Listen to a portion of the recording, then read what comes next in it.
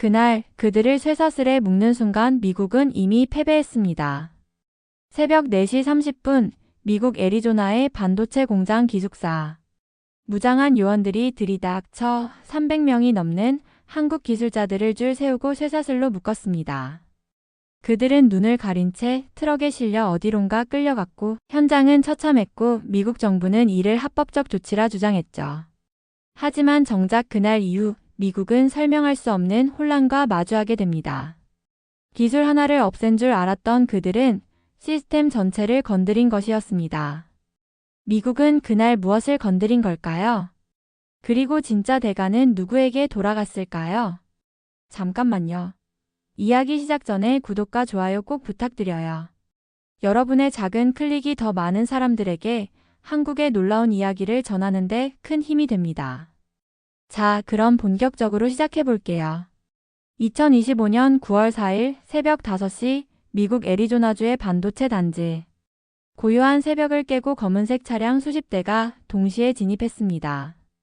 내린 이들은 국토안보부 소속 무장요원 400여 명, 그들의 목표는 한국에서 파견된 기술자들이었습니다. 삼성전자, SK하이닉스, 현대차, LG에너지솔루션 등 세계적 기업의 핵심 인력 312명이 그날 새벽 전원 체포되었습니다. 절차는 없었습니다. 기술자들은 통역도 없이 줄 세워졌고 손목과 발목엔 속박이 채워졌습니다. 방진복을 입고 근무 교대를 준비하던 이들, 숙소에서 잠든 이들 모두가 예외 없었습니다.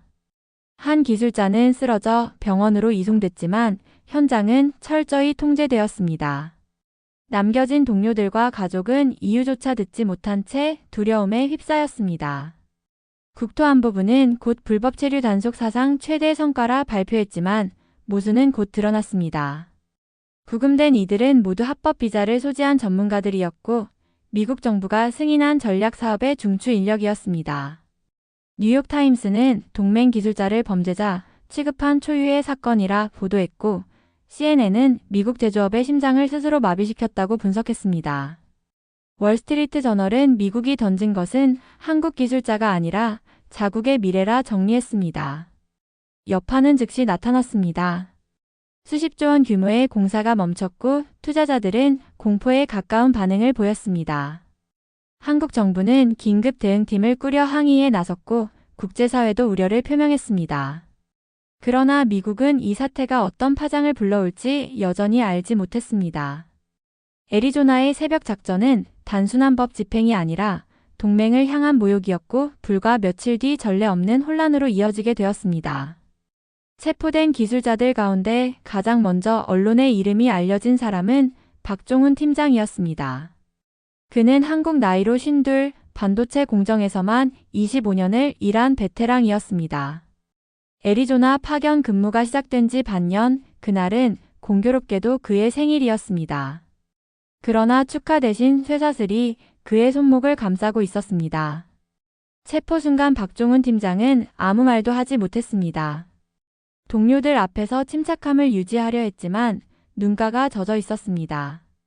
그는 가족에게 연락할 시간조차 없었고 아내가 한국에서 준비한 작은 생일 케이크는 결국 열어보지 못했습니다. 나중에 석방된 뒤 그는 언론 인터뷰에서 당시를 떠올리며 단 한마디를 남겼습니다. 내가 아니라 우리 모두가 죄인이 된 기분이었다. 그의 증언은 파장을 일으켰습니다. 사건의 무게가 개인의 문제가 아닌 집단적 모욕이라는 사실을 드러냈기 때문입니다.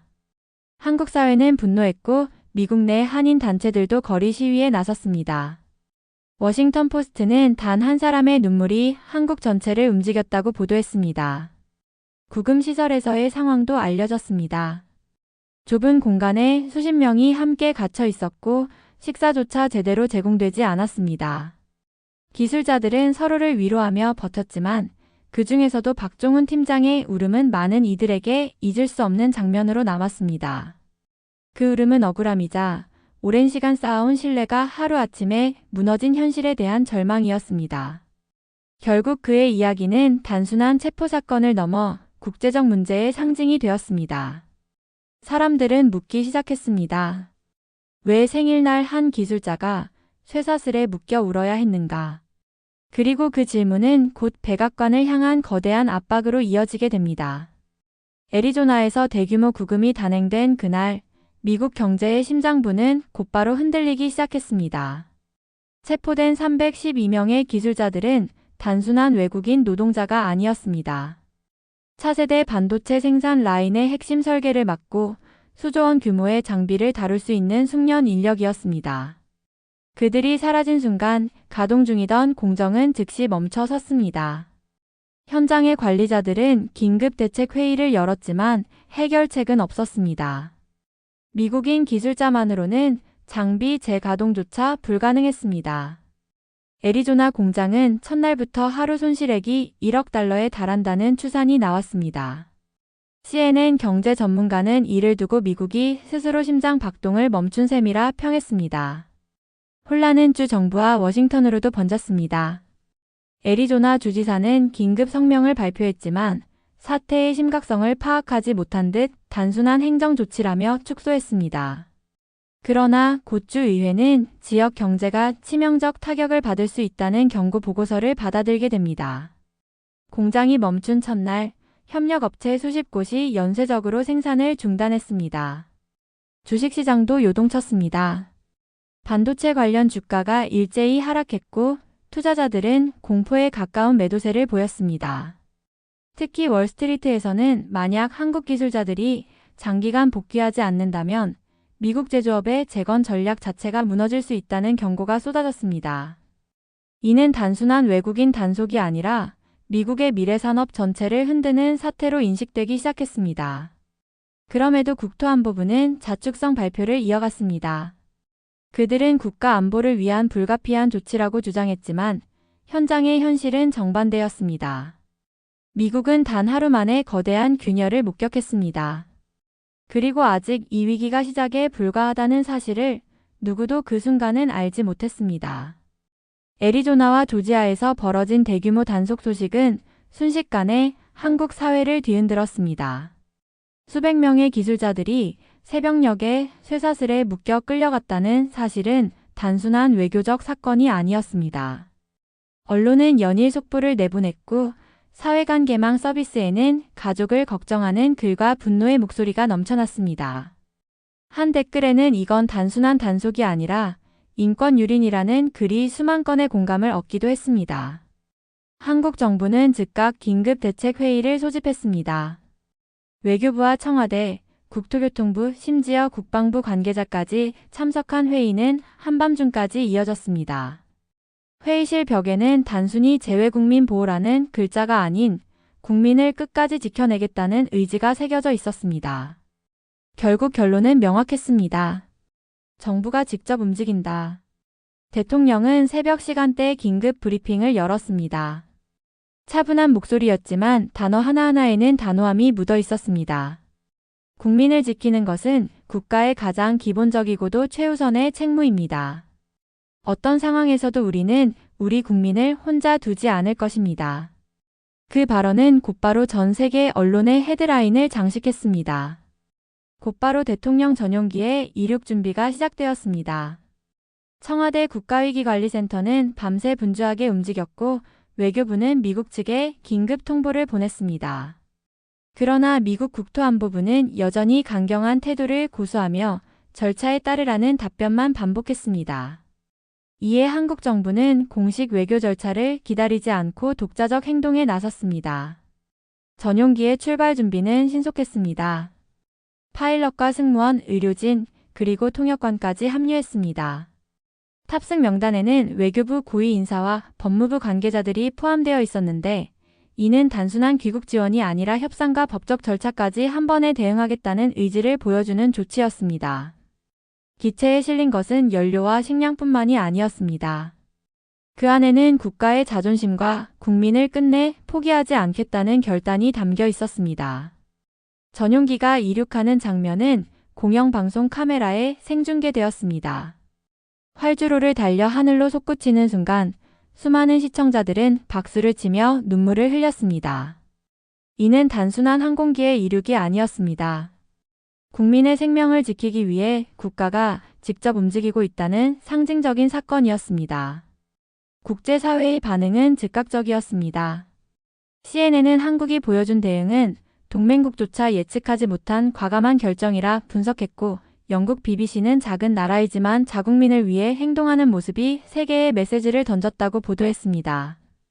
중국과 일본의 주요 언론도 일제히 이 소식을 다루며 국민을 지키는 국가의 자세를 한국에서 배워야 한다는 논평을 내놓았습니다. 반면 미국 언론은 당혹감을 감추지 못했습니다. 뉴욕타임스는 한국의 전용기 출발을 사실상의 경고 메시지라고 표현했고, 워싱턴 포스트는 이번 사건은 단순한 불법 체류 단속을 넘어 외교적 위기로 번졌다고 지적했습니다. 월스트리트 저널은 한국이 움직이자 시장은 흔들렸다는 분석을 내놓았습니다. 실제로 한국 기업의 주가는 회복세를 보였지만 미국 제조업 관련 주식은 불안정하게 흔들리기 시작했습니다. 국민들의 반응은 뜨거웠습니다. 공항 근처에 모인 시민들은 전용기의 이륙을 직접 보겠다며 자발적으로 모여들었고 활주로를 박수와 환호로 메웠습니다. 한 시민은 인터뷰에서 우리 정부가 이렇게 단호하게 나서준 것이 자랑스럽다며 눈시울을 붉혔습니다. 청년층부터 노년층까지 세대를 막론하고 국민 모두가 우리는 혼자가 아니다라는 감정을 공유했습니다. 전용기가 하늘 위로 사라진 뒤에도 여운은 길게 남았습니다. 뉴스 속보 자막에는 대통령 전용기, 워싱턴 향해 이륙이라는 글귀가 떠 있었고, 이 짧은 문장은 수많은 이들에게 깊은 울림을 주었습니다. 그날 밤 많은 국민들은 안도와 동시에 긴장 속에서 잠을 이루지 못했습니다. 그러나 한 가지는 분명했습니다. 한국은 움직였고 세계는 그것을 똑똑히 목격했다는 사실입니다. 대통령 전용기가 이륙한 직후 한국 정부는 미국 내 22개 공장 건설 프로젝트의 전면 중단을 공식 발표했습니다. 삼성, 현대차, LG 등 굵직한 기업들이 동시에 움직였다는 사실은 세계 경제에 즉각적인 충격을 주었습니다. 조지아, 애리조나, 텍사스, 엘라베마 등 미국 남부 전역에 걸쳐 있던 대규모 프로젝트가 단숨에 멈춰섰고 현장은 곧 정적에 잠겼습니다. 애리조나 반도체 공장에서는 새벽까지도 작업 등이 켜져 있었지만 공지문 하나가 붙는 순간 분위기가 바뀌었습니다. 한국 본사 지침에 따라 전면 공사를 중단한다. 하청업체 직원들은 의자에 앉아 서로 얼굴만 바라보았고 현장 감독관은 전화를 붙잡고 연신 본사의 상황을 묻고 있었습니다. 조금 전까지만 해도 용접 불꽃이 튀던 현장은 순식간에 고요한 공간으로 변했습니다. 조지아의 배터리 공장도 사정은 같았습니다. 공사 인부들이 퇴근한 뒤 들른 식당 주인은 손님이 사라진 빈 의자들을 보며 허탈해했습니다. 그는 하루 이틀 일이 끊기는 건 괜찮지만 장기화되면 마을 전체가 무너진다고 말했습니다. 공장 주변 땅값은 이미 이틀 만에 30% 가까이 떨어졌고 부동산 중개소마다 계약 파기 전화가 이어졌습니다. 72시간이 채 지나기도 전에 월스트리트가 요동치기 시작했습니다. 반도체와 배터리 관련 주식은 연일 하락했고 미국 제조업 부흥을 상징하던 리쇼어링 RESHORING 정책은 사실상 좌초 위기에 몰렸습니다. CNBC는 속보에서 한국 기업들이 발을 뺀 순간 미국의 제조업 르네상스는 무너졌다고 분석했습니다. 다우존스 지수는 3일 만에 8%나 하락했고 특히 전기차 관련 기업 주가는 반토막이 났습니다. 정치권의 혼란도 빠르게 드러났습니다. 공화당 소속 일부 의원들은 한국 기업의 철수를 경제적 자살 행위라고 규정하며 대통령에게 압박을 가했습니다. 민주당은 이번 사태를 트럼프 행정부의 오만함이 불러온 참사라며 맹공을 퍼부었습니다. 하루가 멀다 하고 긴급 기자회견이 열렸지만 미국 내 투자자들과 시민들의 불안은 오히려 커져만 갔습니다. 기업들의 반응은 더 냉정했습니다. 삼성은 애리조나 공사 현장을 전면 폐쇄하며 안전이 보장되지 않는 한 미국 내 추가 투자는 불가능하다고 발표했습니다. 현대차와 LG 역시 근본적인 신뢰 회복 없이는 협력을 이어가기 어렵다는 성명을 내놓았습니다. 세계 3대 신용평가사는 미국 제조업 관련 채권을 일제히 하향 조정했고 이는 곧 글로벌 금융시장의 공포로 번졌습니다. 현장의 목소리는 절박했습니다. 애리조나 주지사는 이 지역 경제가 무너지고 있다며 백악관을 찾아갔고 조지아 주지사 역시 대통령에게 직접 전화를 걸어 긴급 지원을 요청했습니다. 그러나 백악관은 뚜렷한 해법을 내놓지 못했습니다. 기술자들이 떠난 자리를 메우기에는 시간이 너무 짧았고 미국 내 인력으로는 첨단 기술을 따라잡을 수 없다는 사실이 명확했기 때문입니다. 사람들은 점점 더 분명한 질문을 던지기 시작했습니다. 왜 하필 한국이었는가? 그리고 왜 이토록 대규모였는가? 답은 단순했습니다. 미국 제조업의 심장부를 움직이고 있던 존재가 바로 한국이었기 때문이었습니다. 한국의 기술과 인력이 빠진 순간 미국은 자국 산업을 지탱할 기반을 동시에 잃어버린 것이었습니다. 72시간 동안 무너진 것은 단순히 몇 개의 공장이 아니었습니다.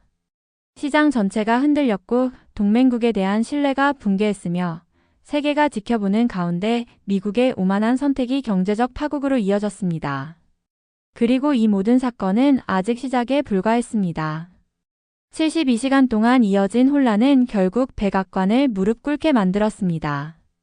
시장과 여론, 정치권, 그리고 각 주지사들의 압박은 더 이상 버틸 수 없는 지경에 이르렀습니다.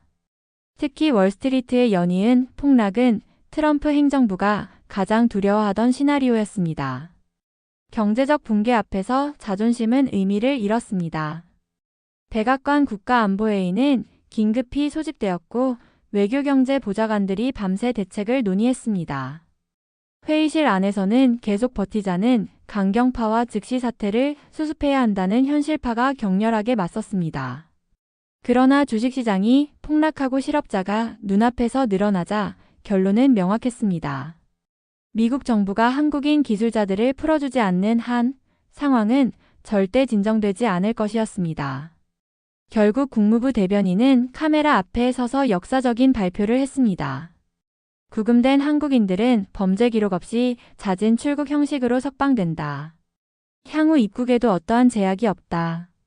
형식상은 자진 출국이었지만 사실상 전원 즉시 석방이라는 표현이 정확했습니다. 그동안 단속의 정당성을 강조하던 국토안보부조차 더 이상 반박하지 못했습니다. 백악관 내부의 혼란은 여전히 심각했습니다. 트럼프 대통령은 처음에는 우리가 왜 무릎을 꿇어야 하느냐라며 목소리를 높였지만 곧 참모들로부터 냉정한 보고를 받았습니다. 만약 이번 사태가 길어지면 미국의 제조업 기반이 무너질 수 있다는 분석이었습니다. 실제로 한국 기업들이 중단한 22개 프로젝트는 수십만 개의 일자리와 직결돼 있었고 미국 경제 회생 전략의 핵심이기도 했습니다. 결국 대통령도 현실을 받아들일 수밖에 없었습니다. 백악관은 체면을 지키기 위해 전례 없는 인도적 조치라는 표현을 덧붙였지만 본질은 항복이었습니다. 구금된 기술자들이 석방되자 워싱턴 현지 언론은 일제히 이를 대서특필했습니다. 뉴욕타임스는 세계 최강국이 한 나라의 기술자 앞에서 물러섰다고 보도했고 워싱턴 포스트는 백악관이 자존심보다 경제를 택했다고 분석했습니다. 기술자들의 석방 장면은 미국 전역으로 생중계되었습니다. 며칠 전 쇠사슬에 묶여있던 사람들이 이번에는 미 당국의 호송을 받으며 공항으로 이동했습니다. 공항 대기실에는 태극 문양이 새겨진 대통령 전용기가 기다리고 있었고 기술자들이 그 앞에 서자 많은 이들의 눈에는 눈물이 맺혔습니다. 억압과 굴욕 속에서 시작된 사건이 결국 국민의 자존심을 지켜낸 이야기로 마무리되고 있었습니다. 한국 사회의 반응은 뜨거웠습니다. 시민들은 안도와 자부심을 동시에 느꼈고 언론은 국가가 끝까지 국민을 지켜냈다는 평가를 내놓았습니다. 청년층은 특히 큰 감동을 받았습니다. 우리는 혼자가 아니었다는 메시지가 세대를 넘어 공유되었고 이는 한국 사회 전체의 강력한 연대 의식을 불러일으켰습니다. 미국 내부의 여파도 만만치 않았습니다. 조지아와 애리조나, 텍사스의 주민들은 구금 사태를 촉발한 정치인들에게 거세게 항의했습니다. 실업과 불안이 눈앞에 닥치자 그들의 분노는 더 이상 외국인이 아닌 자국 정치 지도자들을 향했습니다. CNN은 이를 두고 백악관의 결정은 단순한 석방이 아니라 정치적 굴복이라고 평했습니다.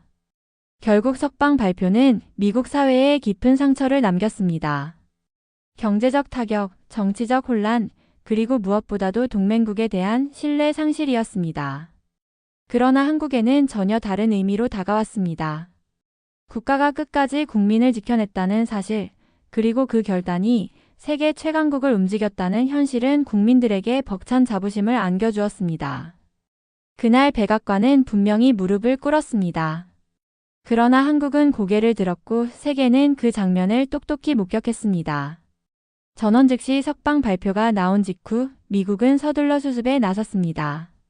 국무부와 백악관은 한국 정부와의 외교 채널을 총동원했고 주요 기업에도 직접 연락을 취했습니다. 트럼프 대통령은 공개석상에서조차 드물게 겸손한 태도를 보이며 한국 기업들을 향해 협력 재개를 요청했습니다. 그러나 한국의 반응은 차갑고도 단호했습니다. 삼성의 공식 성명은 짧았지만 강력했습니다. 투자를 재개할 계획은 없다. 신뢰가 없는 환경에서는 어떤 협력도 불가능하다. 현대차와 LG 역시 비슷한 입장을 내놓으며 재투자 논의는 고려 대상이 아니다라는 점을 분명히 했습니다. 이는 단순한 기업 차원의 판단이 아니라 한국 전체 산업계의 공동 보조였습니다. 외교부의 대응 또한 이전과 달랐습니다. 과거라면 갈등이 생겨도 외교적 수사를 통해 갈등을 봉합했겠지만 이번에는 달랐습니다. 공식 성명에는 냉철한 문장이 적혀 있었습니다. 제도적 안전장치 없이는 협력을 이어갈 수 없다. 신뢰가 회복되지 않는 한 미국과의 협력은 한계가 있을 것이다. 이 발언은 미국 정부가 어떤 보장을 내놓지 않는 이상 관계 복원이 불가능하다는 의미였습니다. 미국 언론은 이 반응을 일제히 보도했습니다. 뉴욕타임스는 한국의 차가운 태도는 백악관의 예상과 달랐다고 지적했고 CNN은 세계 최강국이 협력을 구걸하는 상황에서 한국은 냉정하게 선을 그었다고 분석했습니다. 월스트리트 저널은 경제는 감정이 아니라 신뢰 위에서 움직인다. 미국은 그 신뢰를 잃었다고 결론지었습니다. 현장의 목소리도 더욱 선명해졌습니다. 애리조나 공사장에 있던 한 협력업체 직원은 한국 기업들이 떠난 뒤 기계는 멈췄고 사람들의 삶도 멈췄다고 말했습니다. 조지아주 한 주민은 인터뷰에서 우리는 그들의 기술이 필요하다. 그런데 이제는 돌아오지 않을 것 같다며 허탈함을 감추지 못했습니다. 그들의 말은 단순한 푸념이 아니라 현실에 대한 절규였습니다.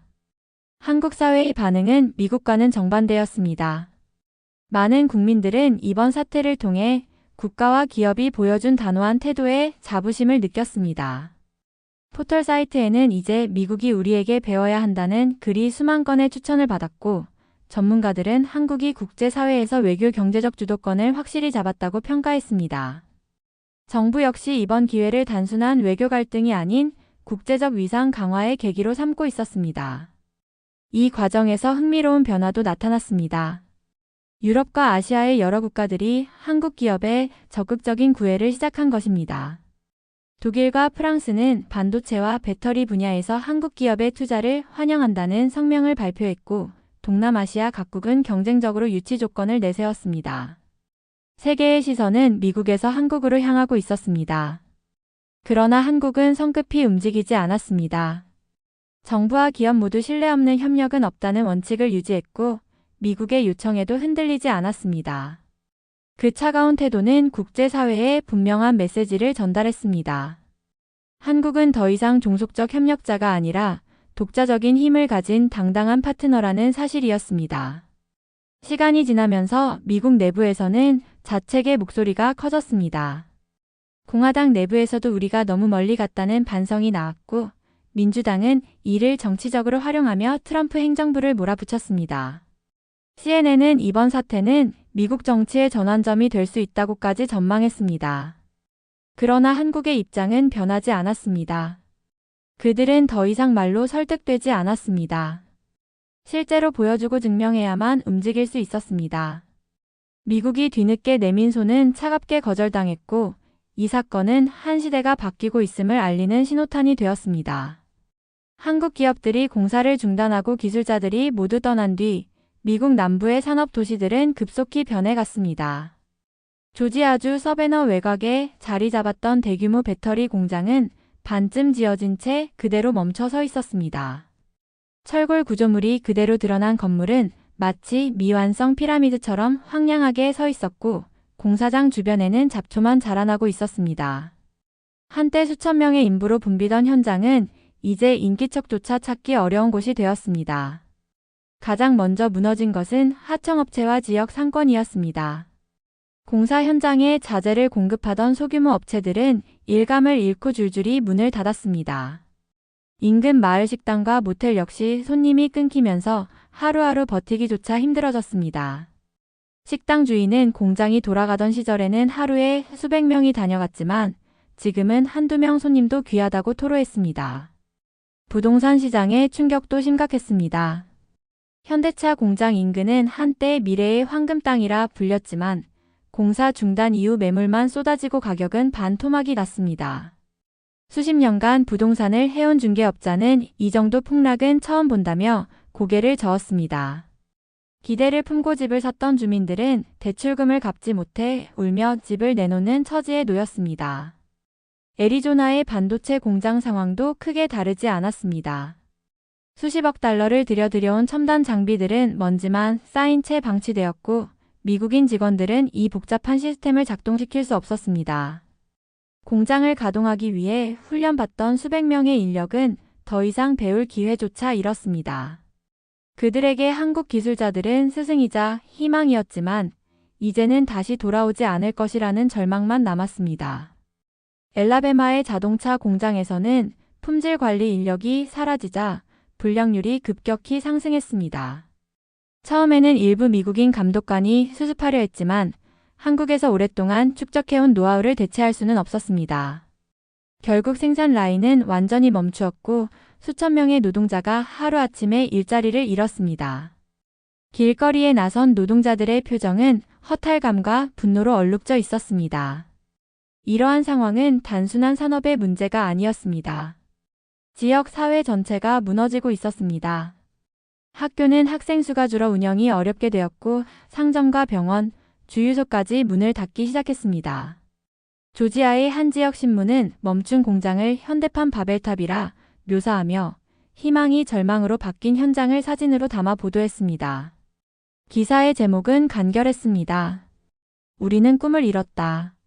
주민들의 분노는 점차 정치적 분노로 번져갔습니다. 트럼프 행정부를 지지하던 주민들조차 우리가 속았다며 거리로 나섰습니다. 시위대는 일자리를 되돌려달라, 한국인을 다시 데려오라는 구호를 외쳤습니다. 불과 몇 주 전만 해도 외국인이 일자리를 빼앗는다고 주장하던 사람들이 이제는 그 외국인을 다시 불러달라고 외치고 있었던 것입니다. 국제 언론은 이러한 장면을 집중 조명했습니다. 영국 BBC는 불과 며칠 만에 번영의 도시가 유령 도시로 변했다고 보도했고 프랑스 르몽드는 미국의 오만함이 스스로를 무너뜨렸다고 분석했습니다. 한국 언론은 조국의 기술자들이 돌아오자 미국 산업 현장은 멈췄다는 평가를 내놓으며 국민적 자부심을 강조했습니다. 그러나 당사자인 주민들의 목소리는 단순한 자부심이나 분석이 아니었습니다. 그들은 하루하루를 살아내야 했고 공장이 멈추자 삶도 멈추었습니다. 조지아의 한 농부는 우리는 바보였다. 한국 기업이 우리 삶에 얼마나 중요한지 이제야 깨달았다고 말했습니다. 그의 말은 지역 사회 전체의 심정을 대변하고 있었습니다. 결국 멈춰선 공장은 도시 전체를 유령 도시로 바꾸었습니다.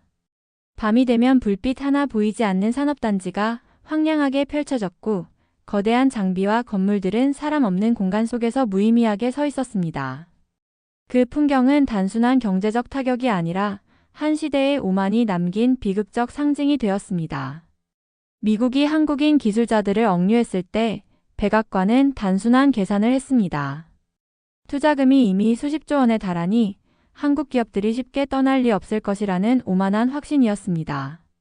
한국 기술자들이 빠져도 결국 미국인 노동자들이 그 자리를 채울 것이고 시간이 지나면 기술도 이전될 것이라고 믿었습니다.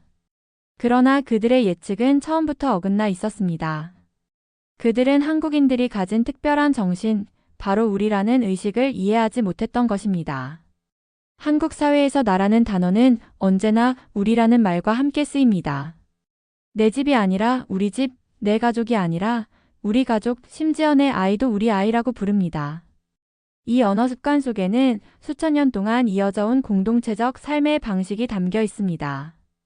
외세의 침략과 수많은 위기를 겪으면서 한국인들은 함께 살아남아야만 존재할 수 있다는 절박한 경험을 이어왔습니다.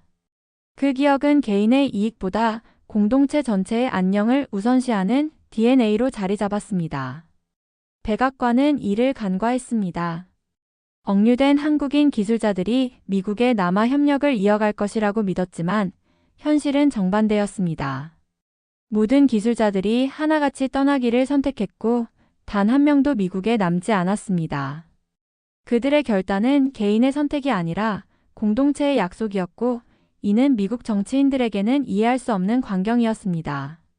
하버드대의 한 교수는 라디오 방송에서 이렇게 분석했습니다. 미국은 개인의 자유와 선택을 존중하는 나라입니다. 그러나 한국은 개인을 넘어선 공동체적 책임이 사회를 지탱합니다. 한국인 한 명을 억류했다는 것은 곧 한국 전체를 억류한 것과 다름없습니다. 이 분석은 국제사회의 주목을 받으며 한국 사회의 독특한 힘을 설명하는 데 사용되었습니다. 현대차 엘라베마 공장의 사례는 이를 잘 보여줍니다. 한국인 팀장이 자정까지 문제를 해결하자고 말하면 수십 명의 기술자들이 한마음으로 남아 함께 밤을 새웠습니다. 그들에게는 초과 수당이나 규정이 우선이 아니었습니다. 팀이 실패하면 자신도 실패한다는 인식이 있었고 그것이 곧 공동체 전체의 책임으로 이어졌습니다. 반대로 같은 상황에서 미국인 직원들은 규정과 계약을 먼저 따졌습니다. 야간 근무 규정 위반, 초과 수당 문제, 업무 분장의 경계가 우선이었습니다. 결국 미국은 같은 장비와 같은 자원을 가지고도 한국인들의 팀워크를 대체하지 못했습니다. 삼성 반도체 공장에서도 비슷한 이야기가 전해졌습니다. 한국인 기술자들은 한 명이 실수하면 다른 이들이 함께 책임을 나누고 문제 해결을 위해 스스로를 희생했습니다. 반면 미국인 직원들은 실수를 개인의 잘못으로 돌리고 책임을 피하는 데 급급했습니다. 결과적으로 한국인의 집단적 정신은 기술력 이상의 힘을 발휘했고 그것은 미국이 따라올 수 없는 무형의 자산이 되었습니다. 미국이 오판한 것은 단순한 경제적 손익 계산을 넘어 문화적 이해 부족이었습니다. 그들은 돈과 계약으로 모든 것을 설명하려 했지만 한국은 돈보다 신뢰와 공동체를 중시했습니다. 억류 사태 이후 한국이 단호하게 등을 돌린 것도 바로 그 신뢰가 깨졌기 때문이었습니다. 미국이 아무리 더 큰 경제적 보상을 약속해도 한국 사회는 쉽게 흔들리지 않았습니다. 공동체를 배신당한 기억은 개인의 이익으로 보상될 수 없는 것이었습니다. 국제 언론은 이를 두고 미국이 놓친 가장 중요한 자산은 기술이 아니라 정신이었다고 평가했습니다. 그 정신은 눈에 보이지 않지만 산업을 움직이고 사회를 단단히 묶는 원동력이었습니다. 미국은 결국 첨단 기술을 빼앗을 수 있다고 믿었지만 그 기술을 지탱하는 집단적 정신은 훔칠 수도 강제할 수도 없었습니다. 그리고 세계는 이 사건을 통해 한국을 새롭게 보게 되었습니다. 작은 나라라고 여겨졌던 한국이 사실은 가장 강력한 무형의 자산을 가진 공동체라는 인식이 확산되었습니다.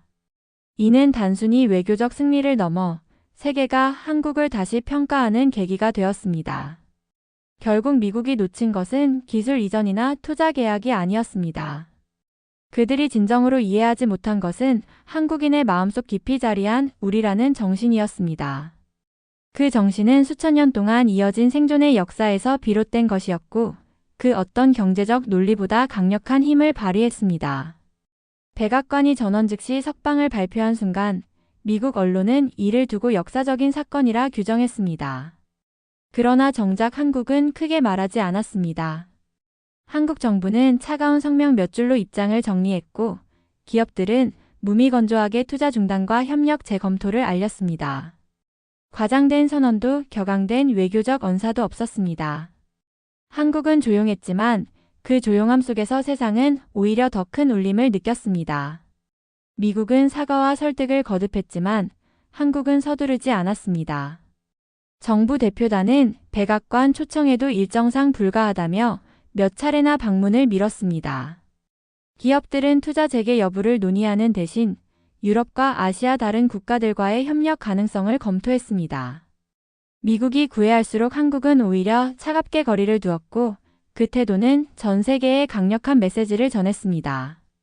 트럼프 대통령은 기자회견에서 한국 기업들을 다시 불러들이기 위해 세제 혜택과 특별 비자 발급을 약속했습니다. 그러나 한국 기업들은 흔들리지 않았습니다. 그들의 대답은 간단했습니다. 신뢰가 없다면 모든 약속은 무의미하다.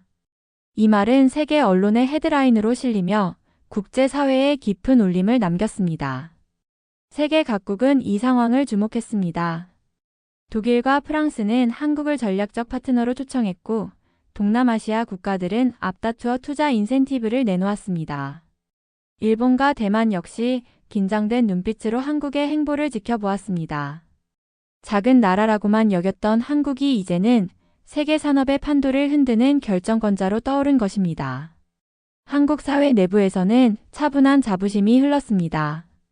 시민들은 과격한 승리 선언 대신 조용히 뉴스를 읽으며 뿌듯함을 느꼈습니다. 온라인 커뮤니티에는 우리가 변한 것이 아니라 세상이 우리를 새롭게 본 것이라는 글이 공감을 얻었습니다. 사람들은 이번 사건을 통해 국가의 힘이 말이 아니라 행동에서 나온다는 사실을 체감했습니다. 조지아와 애리조나, 엘라베마에 멈춘 공장은 미국의 오만을 상징하는 유령 같은 풍경으로 남았습니다. 철골 구조물과 멈춘 기계는 여전히 그 자리에 있었지만 그것을 움직일 심장은 사라졌습니다. 주민들의 분노와 절망은 계속해서 정치권을 흔들었고 언론은 이를 두고 미국의 자존심이 무너진 순간이라고 분석했습니다. 하지만 한국은 이를 승리라 자축하지 않았습니다. 오히려 냉정하고 절제된 태도로 일관했습니다. 그 태도는 오히려 더 큰 힘을 보여주었습니다.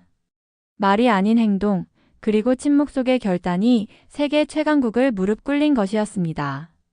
하버드대 교수는 한 인터뷰에서 이렇게 설명했습니다. 한국은 외교적 언사로 싸우지 않았습니다. 대신 떠났고 침묵으로 대답했습니다. 그 단호한 행동이야말로 가장 강력한 메시지였습니다. 그 말은 이번 사건의 본질을 정확히 짚어낸 평가였습니다.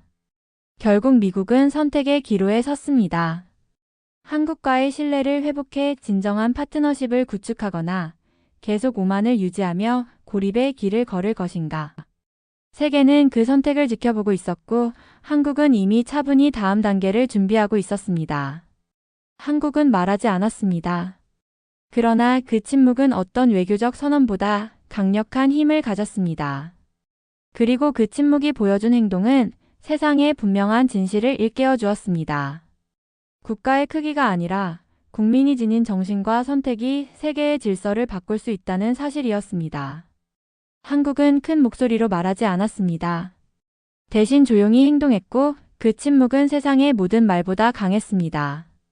저는 이번 이야기를 통해 깨달았습니다. 진정한 힘은 크기에서 오는 것이 아니라 끝까지 지켜내는 마음에서 시작된다는 것을요. 우리가 잊고 있던 우리라는 정신, 그 끈끈한 힘이 결국 세계를 움직였습니다. 그리고 그 힘은 오늘을 사는 우리에게도 분명히 남아 있습니다. 혹시 당신의 삶 속에도 조용히 그러나 강하게 빛나는 우리의 힘이 있지 않을까요? 여러분은 이에 대해 어떻게 생각하시나요? 여러분의 의견을 댓글로 남겨주세요. 영상이 유익했다면 좋아요와 구독 잊지 마시고요. 알림 설정도 해두시면 앞으로 더 재미있는 이야기로 찾아뵐게요. 오늘 하루도 행복하시고 다음 영상에서 만나요.